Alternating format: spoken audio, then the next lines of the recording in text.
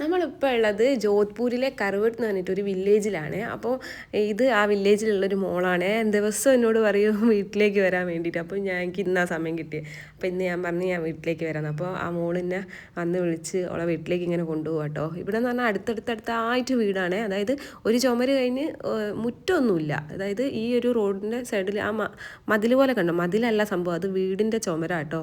അപ്പോൾ ഒരു വീടിൻ്റെ ചുമര് കഴിഞ്ഞ് അടുത്ത വീടിൻ്റെ ചുമര്, അങ്ങനെ കേട്ടോ ഇവിടെ എല്ലാ വീടും ഉള്ളത്.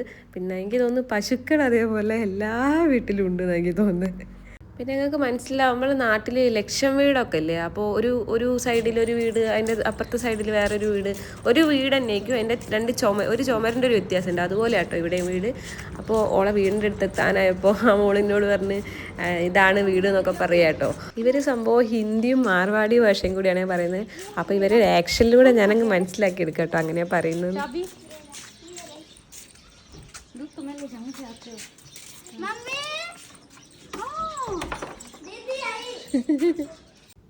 ഞാൻ വന്നപ്പോൾ ശരിക്കും ഇവരെ എല്ലാവരും ഭയങ്കര സ്വീകരണം കേട്ടോ. അങ്ങനെ ഞാൻ വീടിൻ്റെ ഉള്ളിലൊക്കെ കയറി മേലെയൊക്കെ കാണിച്ചു കേട്ടോ. ഈ മോള് വീഡിയോ ഒക്കെ എടുക്കുന്ന കണ്ടപ്പോൾ ഭയങ്കര സന്തോഷം കേട്ടോ. അതും വന്ന് കുറേ ഇങ്ങനെ നിൽക്കുന്നുണ്ടോ, അപ്പോൾ അതിന് ഭയങ്കര സന്തോഷമായി. അപ്പോൾ ഇതെന്താണെന്ന് വെച്ചാൽ നിങ്ങൾക്ക് മനസ്സിലായിണ്ടോ, ചാണകമാണ്. അപ്പോൾ ഞാൻ ഇതുവരെ കണ്ടില്ല, ഞാൻ എൻ്റെ ജീവിതത്തിൽ ആദ്യമായിട്ട് അങ്ങനെ ചാണകമൊക്കെ ആക്കിച്ച് കാണുന്നത്.